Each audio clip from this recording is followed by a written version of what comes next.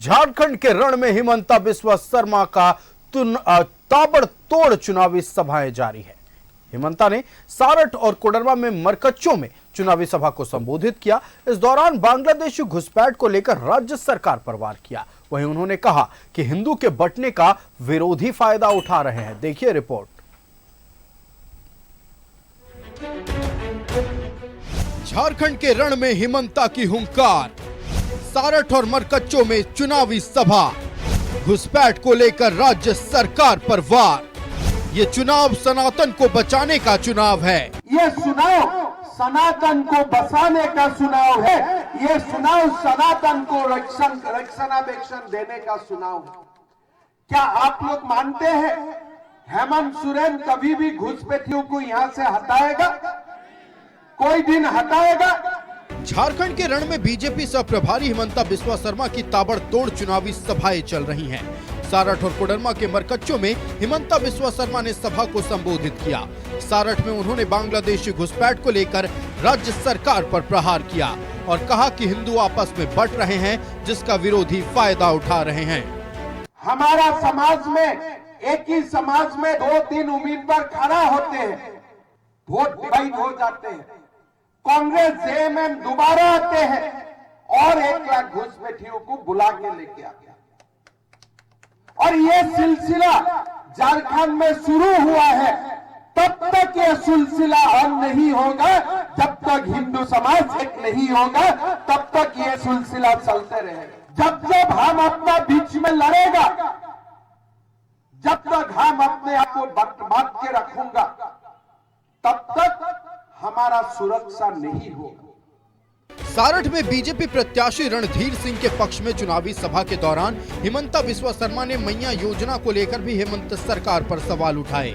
हिमंता बिस्वा ने कहा, महिलाओं पर अपराध हो रहे हैं, लेकिन उनका केस भी दर्ज नहीं किया जा रहा है। उन्होंने कहा, अगर हेमंत सरकार को मैया योजना के तहत 2500 रुपए देने थे तो फिर सितंबर में या फिर नवंबर में क्यों नहीं दिए? अगर तुमको देना था 2500, तुम सितंबर में क्यों नहीं किया?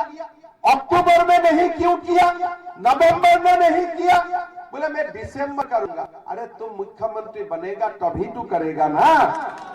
माताओं भी आजकल जानते हैं किसको वोट डालना है।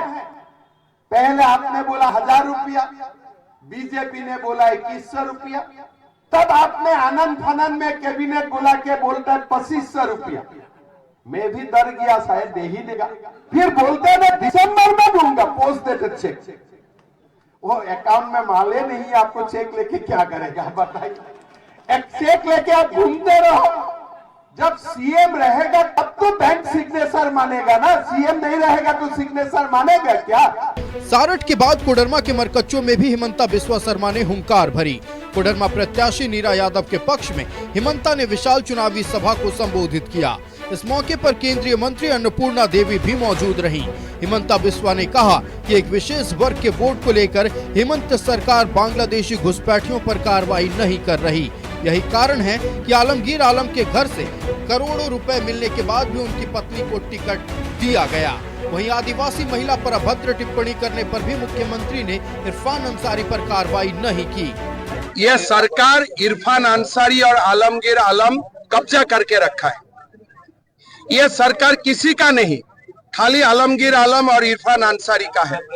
एक व्यक्तियों का घर में करोड़ रुपया बरामद होते हैं, फिर उनका बीबी को टिकट दिया जाता है।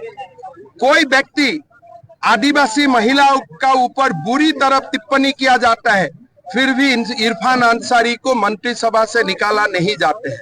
मतलब क्या है? घुसपैठियों का वोट चाहिए, एक विशेष समुदाय का वोट चाहिए, और इसीलिए वो लोग कुछ नहीं करता है। हिमंता बिस्वा शर्मा ताबड़तोड़ चुनावी सभा को संबोधित कर रहे हैं। हिमंता लगातार बांग्लादेशी घुसपैठ का मुद्दा उठा रहे हैं, साथ ही हेमंत सरकार पर प्रहार कर रहे हैं। कोडरमा से आर्यन और सारठ से अमरनाथ पाठक के साथ ब्यूरो रिपोर्ट, न्यूज़ 11 भारत।